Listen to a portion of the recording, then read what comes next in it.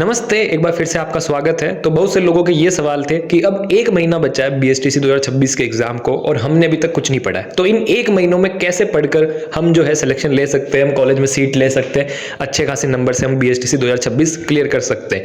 तो आज हम इसी के ऊपर बात करने वाले हैं। और सबसे पहले जो मैं आपको हर बार कहता हूँ वो मैं फिर से कहूंगा कि पुराने 10 सालों के बीएसटीसी के पेपर आप जरूर देख लेना। पुराने 10 सालों के बीएसटीसी के पेपर जरूर देख लेना, क्योंकि रीजनिंग और शिक्षण अभिरुचि में तो बहुत से क्वेश्चन रिपीट होंगे।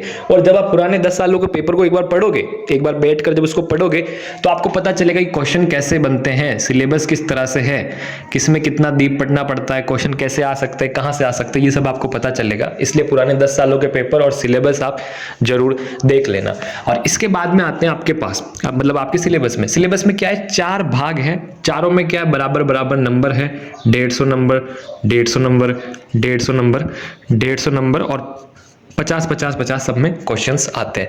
तो यहाँ पर सबसे पहले यहाँ पर 2 चीजें ऐसी है, रीजनिंग और शिक्षण अभिरुचि, जो अगर आप अच्छे से समझ लो, अच्छे से आप कर लो, तो ये बहुत ही सिंपल है और बहुत ही लिमिटेड टॉपिक है। दोनों में बहुत ही कम टॉपिक है और ये फटाफट से क्या है, आप कंप्लीट कर सकते हो। तो सबसे पहले आपको क्या करना है, रीजनिंग को उठाना है। रीजनिंग में जितने भी टॉपिक है उनको आपको लेना है। अब रीजनिंग में भी कुछ टॉपिक ऐसे हैं ना जो कि मीडियम लेवल के, ठीक है, जो है मीडियम लेवल के हैं, और कुछ ऐसे जो हार्ड है, बहुत हार्ड है, ठीक है। जैसे वो क्लॉक वाला टॉपिक है जिसमें फॉर्मूला सब है, वो ऐसे बहुत हार्ड है, ठीक है। तो यहाँ पर रीजनिंग में जो टॉपिक ईजी है, ठीक है, जो टॉपिक ईजी है, मीडियम है ना, इनको तो आप अच्छे से पढ़ लो। आपने पुराने पेपर देखे होंगे, आपको पता चल जाएगा किस टॉपिक में से कैसे क्वेश्चन आते हैं, कितने क्वेश्चन आते हैं। तो जो इजी और मीडियम टॉपिक है ना, जैसे वो दिशा वाले टॉपिक हो गया, ब्लड रिलेशन वाला हो गया, एज वाला हो गया, इन टॉपिक में भी आप जो देखोगे ना, क्वेश्चन इजी है, मीडियम है, इनको तो आप अच्छे से कर लो। इनको आप क्या कर लो, आप अच्छे से कर लो। और जो हार्ड है ना टॉपिक, एक बार थोड़ा सा टाइम निकाल के इनको भी आप यूट्यूब पे देखकर समझ लो। क्या है, यूट्यूब पे देखकर समझ लो, लेकिन ज्यादा टाइम आपको वेस्ट नहीं करना है। अगर अभी तक आपने कुछ नहीं पढ़ा है तो आपके पास टाइम की बहुत कमी है, इसलिए ज्यादा टाइम आपको वेस्ट नहीं करना है, लेकिन फिर भी यूट्यूब पे देख के एक बार समझ लो। क्योंकि एग्जाम में क्या होगा, एग्जाम में आएंगे टोटल 200 क्वेश्चन, और हमको क्या है, 200 के 200 अटेम्प्ट करने हैं, क्योंकि नेगेटिव मार्किंग नहीं है। तो अगर हम तुक्का भी लगाए ना, तो थोड़ा बहुत अगर हमको नॉलेज होगा तो तुक्का भी सही लग सकता है। इसलिए यहाँ पे आपको रीजनिंग में क्या करना है, टॉपिक उठाना है, इजी और मीडियम जो हो उसको अच्छे से कर लेना, अच्छे से पढ़ लेना, और जो हार्ड हो उसको भी अच्छे से कर लेना। मेरा मतलब समझ लेना टॉपिक को समझने के बाद में जितने हो सके उतने आपको क्वेश्चन सॉल्व करते रहना है, ठीक है। इससे क्या होता रहेगा, आपका रिवीजन भी होता रहेगा, ठीक है। और क्वेश्चन सॉल्व करते रहोगे तो आपको प्रैक्टिस होती रहेगी। बहुत से लोगों को क्या होता है कि एग्जाम में वो जाते हैं रीजनिंग का, और रीजनिंग के पोर्शन में उनको बहुत ज्यादा टाइम लग जाता है, इसलिए बाकी पेपर छूट जाता है। जबकि यहाँ पर पेपर तो छूटना चाहिए ही नहीं, नेगेटिव मार्किंग नहीं है, इसलिए आप रीजनिंग में क्या करोगे कि पहले 5 दिन अगर आप लगातार पढ़ लो ना अच्छे से, पहले 5 दिन, तो आप ये जो है सारे टॉपिक पहले ही 5 दिन में रीजनिंग के कंप्लीट कर सकते हो। पहले ही 5 दिन में इजी, मीडियम, हार्ड सब टॉपिक आपने कंप्लीट किए। उसके बाद में क्वेश्चन देखते रहो, रिवीजन करते रहो अपने हिसाब से, ठीक है। और मॉक टेस्ट जो है आपको देते रहना है। और इसके बाद में साथ साथ में क्या, आपको शिक्षण अभिरुचि स्टार्ट कर देनी है। अब शिक्षण अभिरुचि में भी क्या है, यही सब है। शिक्षण अभिरुचि में क्या टॉपिक है, शिक्षण अभिरुचि में तो क्या गिने चुने टॉपिक्स है, ठीक है। कम्युनिकेशन हो गया, एसएससी हो गया, मूल्यांकन हो गया, विकास हो गया, ऐसे ऐसे टॉपिक है। मतलब शिक्षण अभिरुचि में बहुत ही लिमिटेड टॉपिक है। तो शिक्षण अभिरुचि में तो आपको क्या करना है कि जितने भी टॉपिक है ना उनको आपको अच्छे से समझ लेना है। अच्छे से समझने का मेरा यहाँ पे मतलब क्या है कि अगर आपको कोई टॉपिक आपने पढ़ा है, मान लो आपने कम्युनिकेशन वाला टॉपिक पढ़ा है या मूल्यांकन वाला टॉपिक पढ़ा है, लेकिन आपको समझ में नहीं आ रहा है, तो आप क्या करो, उस टॉपिक को आप यूट्यूब से समझ लो।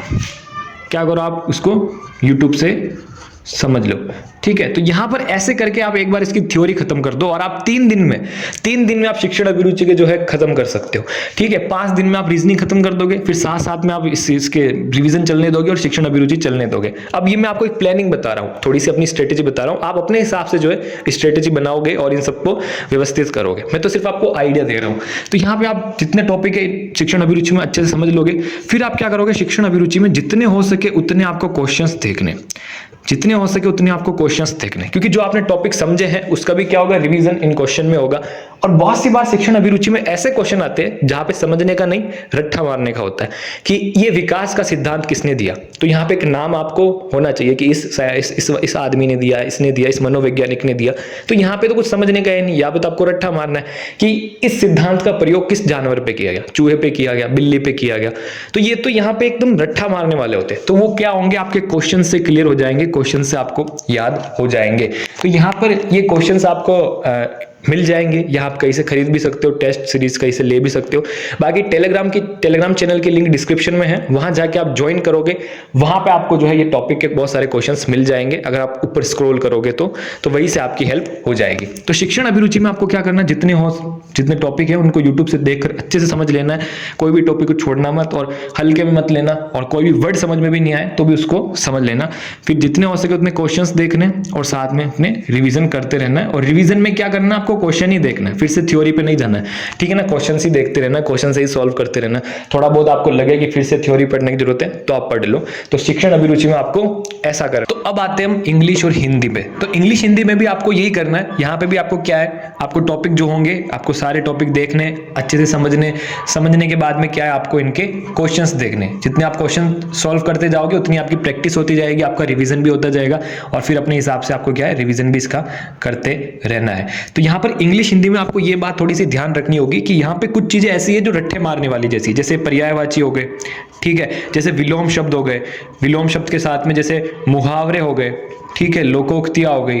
तो कुछ ऐसी चीजें हैं यहाँ पर जो रट्टे मारने वाली होती है। अब ये चीजें इंग्लिश में भी होती है, synonym, antonyms, one word for more words and one word substitution, ऐसी कैसी चीजें इंग्लिश हिंदी दोनों में है।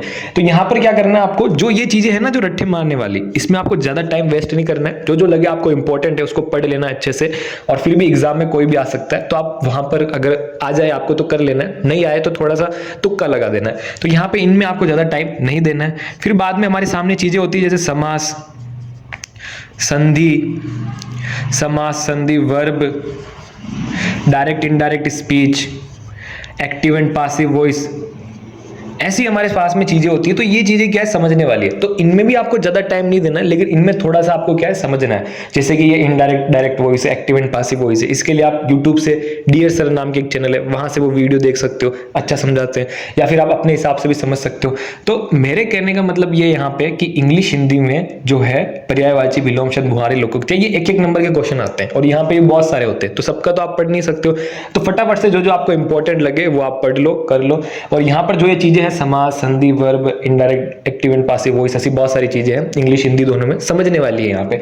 तो जो ये समझने वाली चीजें, इनको भी आप अच्छे से समझ लो, लेकिन फटाफट से समझ लो। ऐसा नहीं है कि आप इनडायरेक्ट डायरेक्ट स्पीच ही पूरे दिन आप सिर्फ यही पढ़ रहे हो, या पूरे दिन सिर्फ आप एक्टिव एंड पासिव वॉइस पढ़ रहे हो, ऐसा नहीं है। फटाफट से आपको खत्म करना है, क्योंकि एक क्वेश्चन आएगा इनडायरेक्ट डायरेक्ट स्पीच का। संधि समास से क्या एक दो 3 क्वेश्चन आएंगे, तो उस हिसाब से आपको समझने हैं यहाँ पर। मान लो अभी आप इनडायरेक्ट डायरेक्ट स्पीच से क्या है, एक क्वेश्चन आएगा, लेकिन आप पूरे दिन भर इसको समझ रहे हो, जबकि संधि से क्या है 3 या 4 क्वेश्चन आ सकते हैं।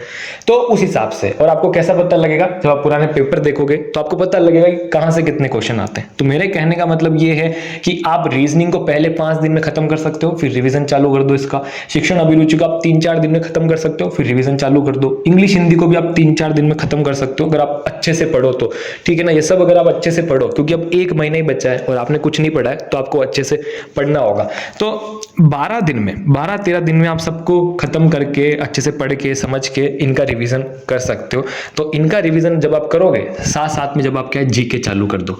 अब जीके में क्या है, बहुत सारे टॉपिक है। जीके में क्या है, बहुत सारे टॉपिक है।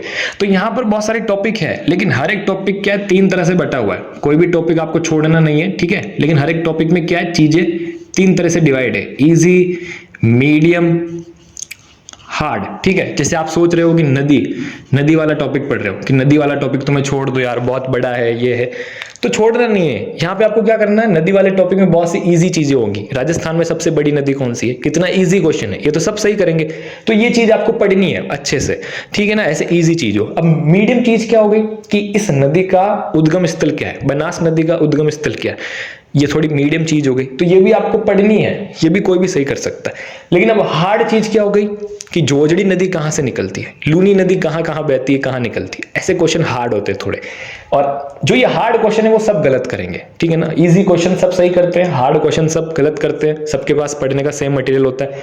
मेन कंपटीशन होता है मीडियम में, कि मीडियम जो है हमको जितने हो सके उतने सही करने, और हार्ड में जो है जितने हो सके अच्छे तुक्के लगाने। तो यहाँ पर आपको जीके में क्या करना है कि टॉपिक में जो जो इजी चीजें हो उसको पढ़ लेना है अच्छे से, मीडियम चीज को भी अच्छे से पढ़ लेना है, हार्ड चीज पे भी एक बार क्या नजर घुमा लेनी है। फिर अगर एग्जाम में हार्ड वाली चीज से भी मतलब आता है ना क्वेश्चन, मान लो नदी वाले में कुछ हार्ड क्वेश्चन पूछ लिया, लेवल का क्वेश्चन नहीं आया, तो भी आप तुक्का थोड़ा सा लगा पाओगे। तो यहाँ पे फटाफट से आप ये 3 चीजें आपको हर एक टॉपिक में करनी है और फटाफट से कंप्लीट करना है। फिर इसमें क्या आपको जितने हो सके जीके के क्वेश्चंस देखने, ठीक है। और ये सब क्वेश्चंस आपको टेलीग्राम चैनल पे मिल जाएंगे, लिंक डिस्क्रिप्शन में है। तो जितने हो सके उतने आपको क्वेश्चंस देखने। आपने ऐसा क्वेश्चन देखा है कि चित्तौड़गढ़ दुर्ग किसने बनवाया, ये आपने क्वेश्चन देखा, तो फिर आप ऐसे क्वेश्चन भी देख सकते हो कि कुंभलगढ़ दुर्ग किसने बनवाया, जोधपुर दुर्ग किसने बनवाया, जयपुर का दुर्ग किसने बनवाया, ऐसे भी देख कर सकते हो। तो ऐसे भी थोड़ा थोड़ा करना है और क्वेश्चंस जितने हो सके उतने देखने, और ये इजी मीडियम वालों का थोड़ा रिवीजन भी करना है। हार्ड वालों पे इतना आपको ध्यान नहीं देना है कि यार इस टॉपिक में, जैसे आप कृषि वाला टॉपिक पढ़ रहे हो राजस्थान जीके में, तो यहाँ पे इजी चीज क्या है कि सबसे ज्यादा कौन सी फसल होती है, कितनी इजी चीज है, तो ये तो आपको करनी है, ये तो इजी चीज है, अच्छे से करनी है। और हार्ड चीज क्या है कि राजस्थान में गेहूं की कौन सी ब्रीड ज्यादा बोई जाती है, ये बहुत हार्ड क्वेश्चन है। तो इसको आप छोड़ भी सकते हो या एक बार नजर भी घुमा सकते हो, ये आपके ऊपर है। तो ऐसे करके फिर आपको क्या है क्वेश्चंस देखते रहना है और रिवीजन भी करना है। आपको लगे कोई टॉपिक आपको पढ़ने की जरूरत है तो आपको वो भी करना है फिर से। और मॉक टेस्ट आपको देते रहने हैं। मॉक टेस्ट भी आपको जो है टेलीग्राम चैनल की लिंक है डिस्क्रिप्शन में, वहाँ मिल जाएंगी और आप कहीं से खरीद भी सकते हो। और फिर आपको अपने हिसाब से रिवीजन करना है और लास्ट डे तक आपको जो है पढ़ते रहना है, अपने हिसाब से स्ट्रेटजी बनानी है और ये चीज़ें करती रहनी है। और फिर से मैं एक चीज़ कहूँगा, नोट बनाने मत बैठना, क्योंकि अब नोट्स बनाने का टाइम नहीं है, ठीक है ना। शॉर्ट नोट्स बना सकते हो, रीजनिंग में आप प्रैक्टिस कर सकते हो, लेकिन नोट्स बनाने मत बैठना। राजस्थान जीके में इजी और मीडियम को कवर कर लेना। रीजनिंग और शिक्षण अभिरुचि ऐसी चीज़ है कि आप इनमें जितने हो सके उतने नंबर ला सकते हो, सारे भी सही कर सकते हो, इसलिए थोड़ा फोकस करना। इन दोनों में भी क्या है, स्मार्टली मूव करना, ज़्यादा टाइम मत देना। बाकी इनमें भी आप अच्छे नंबर ला सकते हो, ज़्यादा भी इनमें कूदना नहीं है और ऊपर ऊपर से भी नहीं पढ़ना है।